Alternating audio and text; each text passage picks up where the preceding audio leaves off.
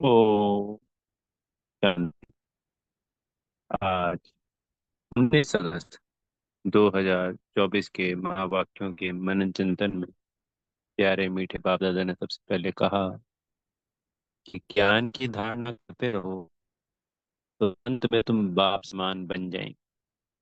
बाप की सारी ताकत तुम हजम कर लेंगे। ज्ञान का सागर प्यारे मीठे बाबा, वो आकर हमें इस बेहद के ज्ञान से, इस अद्भुत ज्ञान से, इस अविनाशी ज्ञान से, इस शक्तिशाली ज्ञान से,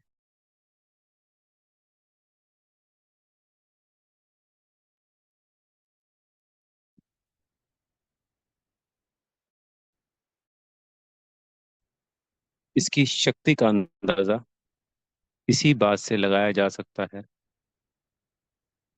कि जो 2000 वर्षों का लगभग लगभग भक्ति का काल होता है, क्योंकि भक्ति शुरू हुई लगभग 300-400 वर्ष बाद द्वापर में, उस पे ये 100 साल की यानी हमारे 63 जन्मों की भक्ति के ऊपर ये एक जन्म की ज्ञान, चाहे वो किसी बच्चे का 10 वर्ष का है, किसी का 5 वर्ष का है, कोई ज्ञान में कितने वर्ष चलता है, कोई कितने वर्ष, 10 20 30 40 वर्ष, तो वो 2500 वर्षों के भक्ति के ऊपर या 2000 वर्षों की भक्ति के ऊपर ये मात्र एक छोटे से जन्म का, इस हीरे तुल्य जन्म का ज्ञान भारी पड़ जाता है। तो इसी शक्ति का इसी से अंदाजा लगाया जा सकता है। 63 जन्मों के इसके द्वारा हमारे विकर्मों का विनाश करवाते हैं बाबा। 21 जन्मों की प्रारब्ध बनाते हैं, पर इसका धारणा स्वरूप बनेगा ना, वही ऊंचे तो ऊंचा जाएगा। सिर्फ इस कान से सुना, उस कान से निकाल दिया, वो चला तो जाएगा सत्युग में, पर वो फिर प्रजा, दास दासी, बस वहीं तक। पर जिसने धारणा कर ली वो बाबा समान बन जाएगा।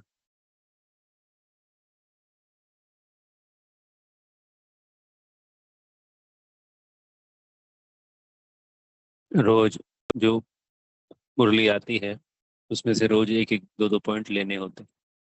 उनको मन ही मन मनन चिंतन करो, उनको याद करते रहो, बार बार दोहराते रहो।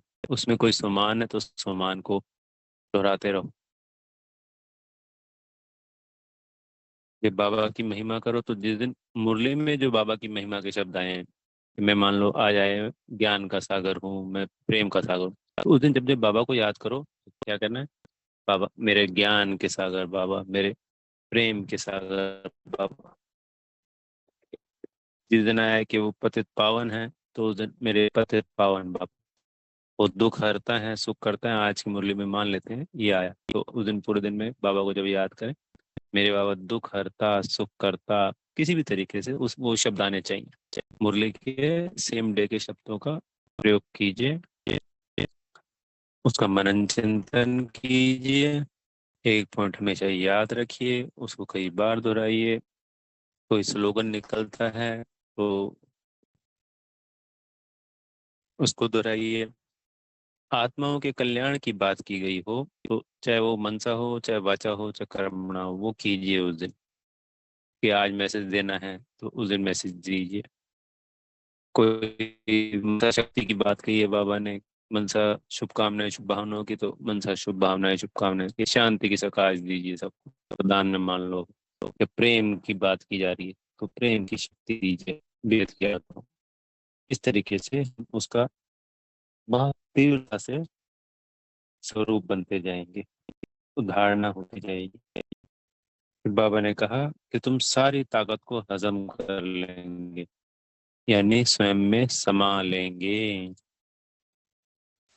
तो अंत तक ये सारा ज्ञान का हम स्वरूप बन जाएंगे, तभी हम सत्व प्रधान बनते हैं पूरे पूरे। तो तभी बाबा रोज पढ़ाते हैं हमको, तभी तो बनेंगे ना। फिर बाबा ने कहा कि किन 2 शब्दों की स्मृति से स्वतः चक्रधारी बन सकते हैं।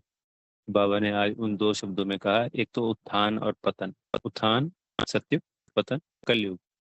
सतो प्रधान और तमो प्रधान, शिवालय और वैशाल्य। यह 2 बातें अगर स्मृति में रहे तो इसके बीच में क्या आ गया?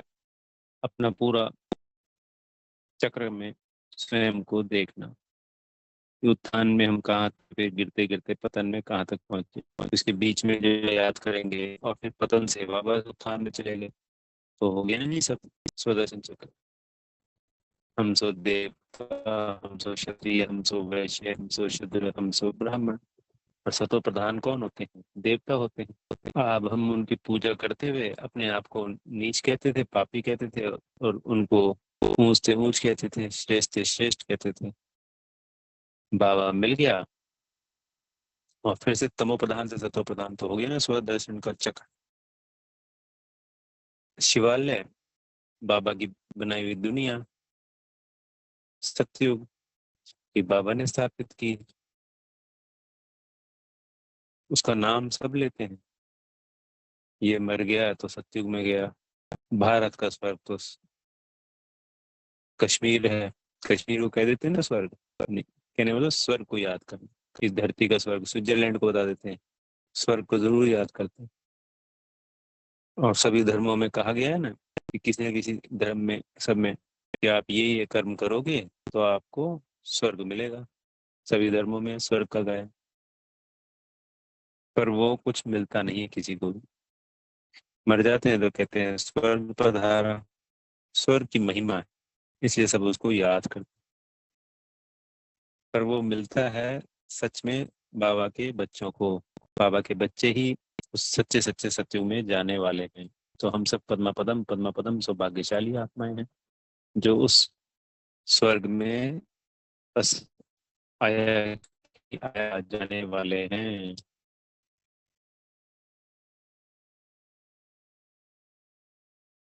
और ये उत्थान भारत का होता है पुरुषोत्तम संगम युग पे। फिर ये तो हो गया एक सेकंड में, या एक जन्म में कह लो, या पुरुषोत्तम संगम युग पे। पर उत्थान से पतन होने में लगते हैं 5,000 वर्ष। हम पूरे विश्व का नहीं कह सकते। ये सिर्फ भारत की कहानी है उत्थान और पतन की, ये याद रखिए।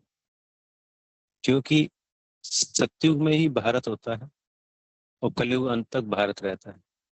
भारत का ही उत्थान होता है, भारत का ही पतन होता है। दूसरे खंड तो आते ही भी 2,000 सालों में, सारे के सारे जितने भी हैं। सिर्फ 2,000 सालों की लाइफ हमारी है, 5,000 साल की मिली भारत की लाइफ 5,000 साल है। और दूसरे खंडों की लाइफ 2,000 साल। अब कोई कहेगा जी इस्लाम धर्म तो आ गया। इस्लाम धर्म आ जाता है पर एकदम से थोड़ी आती है। उनकी जनसंख्या करोड़ों हो जाती है, लाखों हो जाती है। 300-400 साल लगते हैं, सैकड़ों हजारों तक पहुंचने में, लाखों तक। और फिर वो अपना खंड स्थापित करते हैं। तो आप 2,200 वर्ष लगा लीजिए बस। क्रिश्चियन धर्म तो आया ही 2,000 वर्ष पूर्व। बौद्ध धर्म आ जाता है 2,250 वर्ष पूर्व, पर वो तो भारत में चलता रहता है।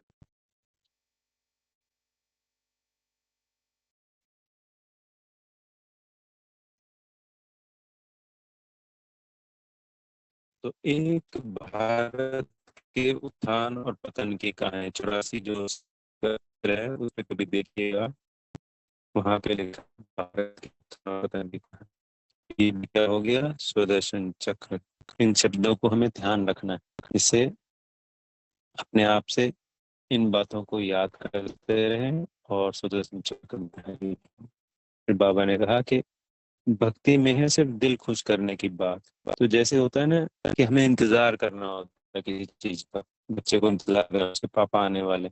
अब पापा वो कहता है पापा जल्दी आ जाए, तो मम्मी क्या करेगी? उसका दिल बहलाए, उसको खुश रखेगी, ताकि जब तक पापा आए तब तक बच्चा बिजी रहे। तो ऐसे ही हमने भक्ति को चुन लिया और अपना दिल खुश करते रहे कहानियों से, भक्ति से।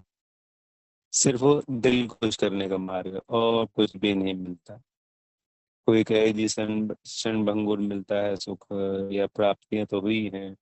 पर अगर हम भक्ति नहीं भी करते और हम हमारे को सिर्फ निराकार बाबा को याद करते रहते, मान लो हमें ज्ञान होता, ज्ञान आत्मा का होता है या परमात्मा का होता, कि एक शिव को ही याद करते रहते, मंदिर वंदिर नहीं बनाते और किसी भी रूप में शिव बाबा को याद करते, तो इससे ज्यादा प्राप्ति और भटकन पैदा क्रिएट करती और नीचे आ जाती। कि हमने क्या किया इन लास्ट के 1,000 सालों में?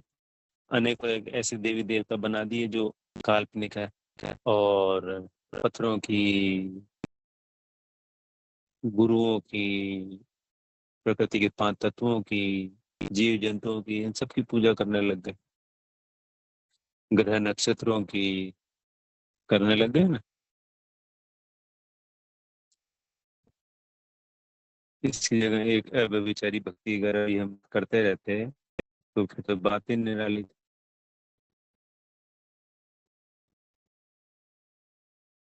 जब बुद्धि में हम इन सब चीजों को रखेंगे, उत्थान पतन, शिवालय वैशाल्य, पवित्र अपवित्र,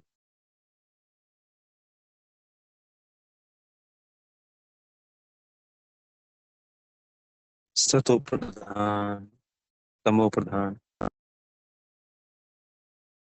तो ये सब शब्द हमारे लिए स्वतः चक्र का काम। हम खुशी में नाचेंगे, ये हमें करके देखना है। और एक है इसमें सर प्राप्तियां निहित है, किसी भी दिन करके देखिएगा। जितना रमण करेंगे इस ज्ञान में, उतनी ही अद्भुत प्राप्तियां होंगी ही होंगी। कोई भी बात को प्रैक्टिकल में एक बार आजमाना चाहिए, फिर जब प्राप्तियां होती हैं उसको,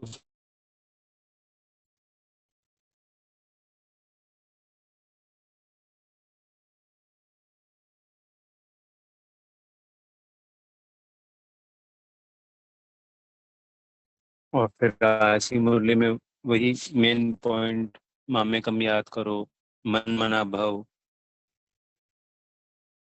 अपने को देह नहीं समझना है, देह के संबंधों को छोड़ देना है।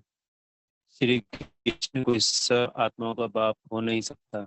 ये पॉइंट बड़ा अच्छा पॉइंट है। निराकार आत्मा जो शिव बाबा हैं वो सभी निराकार आत्मा बच्चों के पिता हो गए, पर श्री कृष्ण को तो इतने सारे बच्चे हो ही ना सके। और हमारे शास्त्रों में भी पहले से ही गायन है कि ब्रह्मा ने सृष्टि की रचना करी, तो ब्रह्मा को ही बाबा बोलते हैं। श्री कृष्ण को तो कभी किसी ने बाबा कहा ही नहीं, या फिर शिव को ही बाबा बोलते हैं। तो शास्त्रों में भी परमपिता परमात्मा शिव कहा गया, परमपिता परमात्मा कृष्ण नहीं कहा गया, शिव बाबा कहा गया, कृष्ण बाबा नहीं कहा। तो वो सब मनुष्यों का तो पिता हो ही नहीं सकता।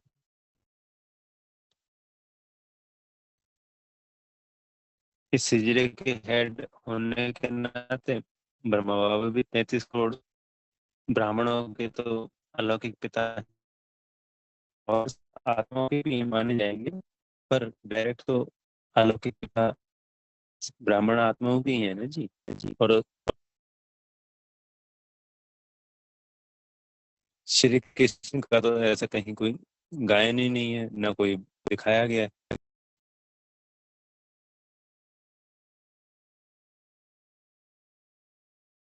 और जो नाम प्रचलित होता है वो जैसा है मन को, तात्पर्य जैसे शिव बाबा बोलते हैं, ऐसे फ्रिक्वेंटली नाम आता है, बड़ा दिल खुश हो जाता है शिव बाबा, कृष्ण बाबा बोलते ही लगता है कि ये कहीं मिसमैच है, क्योंकि वायुमंडल में है ही नहीं है, ना किसी की मन बुद्धि संस्कार में ये पड़ा हुआ है। तो कभी कोई कृष्ण को कहता ही नहीं कि वो हमारा बाप है।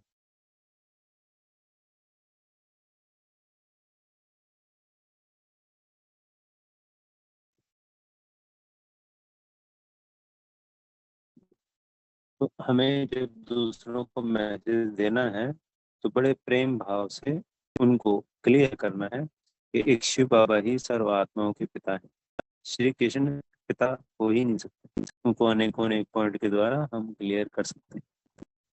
फिर बाबा ने आज वरदान में कहा कि अधिकारी बन समस्याओं को खेल खेल में पार करने वाले हीरो पारधारी भव। चाहे कोई भी परिस्थिति हो, समस्या हो, लेकिन उस समस्या के अधीन नहीं होना है, बाबा कह रहे हैं। अधिकारी बन उस समस्याओं को पार कर लेना है।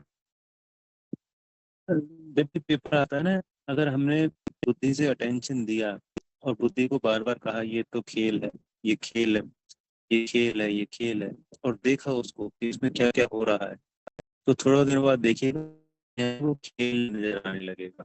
आपको समझ आने लगेगा कि ये तो सिर्फ बस खेल पाल हो रहा है, थोड़ी देर में का है ये, इसके बाद सब कुछ नॉर्मल हो जाता है। सामने वाली आत्मा भी, वो जो परिस्थिति है ये वो भी, परिस्थिति छोटी है तो थोड़ी देर में हो जाएगी, बहुत उससे भी थोड़ी बड़ी है तो कुछ घंटों में या एक दिन में हो जाएगी, और बहुत बड़ी है तो वो 2-4 दिन में हो जाएगी या हफ्ते में हो जाएगी बस। पर जब सब कुछ नॉर्मल हो जाता है तब लगता है अरे ये तो कुछ था ही नहीं। और बाबा ने कहा कि ड्रामा और ड्रामा में हम हीरो पार्टधारी हैं, ये हमेशा याद रखना कि मैं हीरो पार्टधारी आत्मा, एक्यूरेट पार्ट बजाने वाली। जब मैं अपने आप को हीरो समझता हूँ तो हीरो के पास क्या होता है, हर समस्या का समाधान होता है, तो उस समस्या को हम खेल समझकर खेल खेल में उस समस्या को हल्का बना दो, तो उसमें कोई बोझ नहीं लगेगा और उसको सहजता से हम पार कर लेंगे। अच्छा। ओम शांति। बेहद का धन्यवाद प्यारे मीठे बाप दादा जी का।